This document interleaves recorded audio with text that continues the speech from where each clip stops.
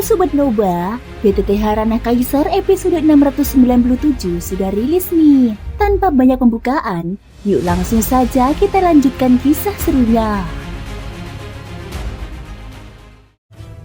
Di episode sebelumnya, Xiaoyan berusaha merebut tubuh Shan Zhao, tetapi dia akhirnya menyadari bahwa klan Ximing adalah makhluk berbasis jiwa dan selama ini dia telah ditipu. Qi Baihun kemudian merebut kembali dua jiwa Ximing dan mengurung Xiaoyan, Long Yi dan Tianzang dengan segel kuat. Saat Qi Baihun mencoba menggunakan artefak bola merah untuk menemukan harta rahasia langit, suara yang dia percaya berasal dari artefak ternyata adalah Gou Yan yang sedang menipunya untuk menyedot kekuatan jiwanya.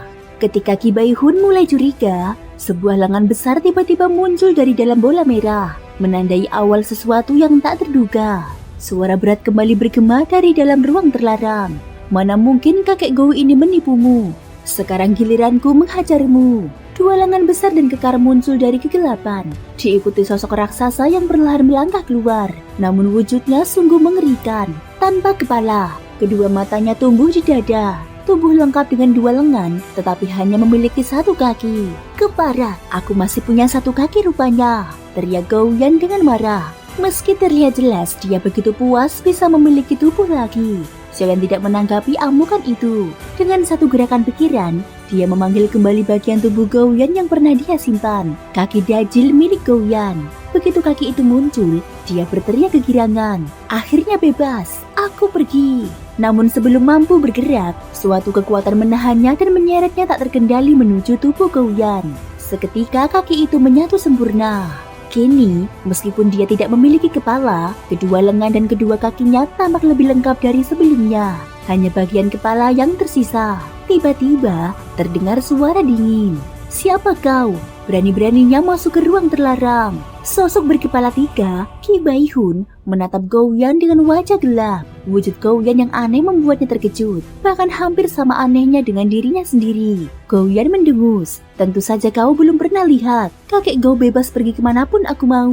Kebencian tajam terpancar jelas dari Gou Yan. Dia memandang Qi Baihun seolah melihat musuh bebuyutan. Qi Baihun membalas dengan kemarahan yang sama. Dia mengangkat tangan dan menunjuk ke Gou Yan, membuat lapisan demi lapisan formasi terlarang berubah menjadi sebuah jarum raksasa penuh rune, melesat menghantam Gou Yan. Gou Yan tertawa lantang. Kau pikir hanya kau yang bisa? Kakek Gou juga bisa, bahkan lebih hebat. Pada saat dia mengangkat lengannya yang besar dan berkulit ungu, rune emas muncul di seluruh tubuhnya. Dia menirukan gerakan Qi Baihun dan memadatkan sebuah jarum rune yang hampir sama persis, seolah menyalin teknik itu dengan sempurna. Dentuman besar menggema ketika dua jarum rune saling bertabrakan. Kekuatan jiwa dari keduanya saling menggerus hingga akhirnya hancur bersamaan. Qi Baihun tersentak. Ketiga pasang matanya menyusut bersamaan. Gou Yan, aku ingat sekarang. Engkau dari klan Lingqiu. Sudah dilahap dan dimusnahkan oleh klanku. Bagaimana mungkin masih ada yang hidup? Mustahil. Klanku adalah pembasmi alami suku kalian, dan engkau berani muncul di hadapanku. Kau pasti yang terakhir. Biarlah aku menelanmu dan memusnahkan suku itu untuk selamanya. Qi Baihun akhirnya mengenali makhluk itu. Tatapannya penuh pembunuhan dan antusiasme liar.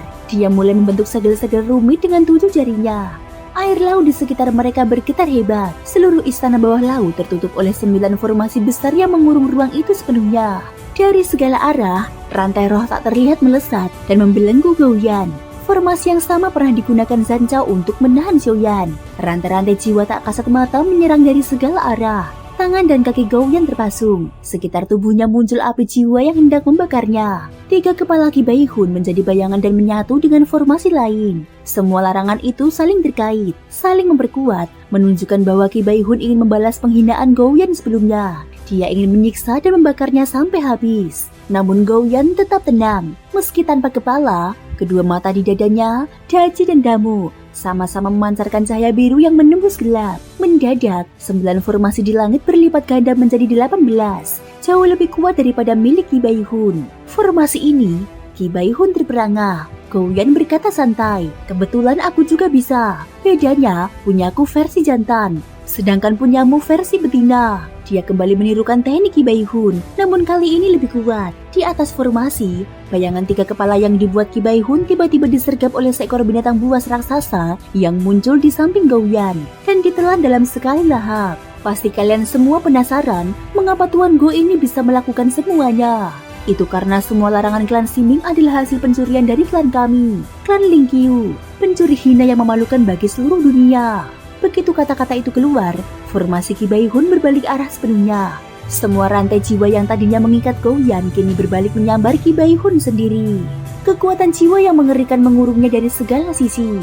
Qi Baihun berusaha mengimbangi dengan mengerahkan seluruh kekuatan jiwanya. Namun setiap teknik yang ia keluarkan, Gouyan dapat menirukannya dan selalu lebih kuat. Dalam amarah putus asa, Qi Baihun berteriak, "Jangan lupa, suku Lingqiu sudah punah. Kalian tidak akan pernah kembali." Gouyan justru terdiam sejenak. Iya, itu juga yang membuatku heran. Bagaimana mungkin suku serangga seperti kalian bisa menelan habis suku Lingqiu? Dia sendiri tampak tidak memahami alasan kehancuran sukunya. Qi Baihun tertawa dingin. Kau tidak akan pernah tahu kebenarannya. Kepunahan Lingqiu sudah ditakdirkan. Pada saat yang sama, kekuatan jiwa serta tingkat kultivasinya meledak dalam jumlah mengerikan. Aura keabadian dewa tingkat kelima terus meningkat menuju ranah yang jauh lebih tinggi. Xiaoyan terkejut besar. Di atas tingkat jiwa void, terdapat tingkat tanpa harapan. Tingkat yang hanya muncul dalam legenda. Jika benar Qi Baihun memiliki kekuatan jiwa pada tingkat itu, Gouyan mungkin berada dalam bahaya. Namun Gouyan hanya mencibir. Meski kau mengumpulkan semua kekuatan jiwamu, pada akhirnya itu tetap sia-sia. Kali ini aku akan menelan seluruh jiwa kalian dan mencari tahu kebenaran yang kalian sembunyikan. Di tengah benci yang meledak-ledak itu, Xiaoyan baru menyadari belum pernah Gouyan terlihat sebrutal ini. Tubuhnya memang telah kembali, tapi warnanya tidak serasi. Lengan dan kakinya seperti potongan dari tubuh-tubuh berbeda, disatukan secara paksa. Wujudnya benar-benar seperti makhluk hasil jahitan. Namun justru dari ketidaksempurnaan itu terpancar niat membunuh yang paling murni. Thank you guys sudah mendengarkan ceritaku di episode kali ini sampai akhir. Ikutin terus kelanjutan episode berikutnya ya. Terima kasih buat kalian semua yang udah subscribe, like, dan komennya. Semoga hari kalian menyenangkan. Sampai jumpa dan bye-bye.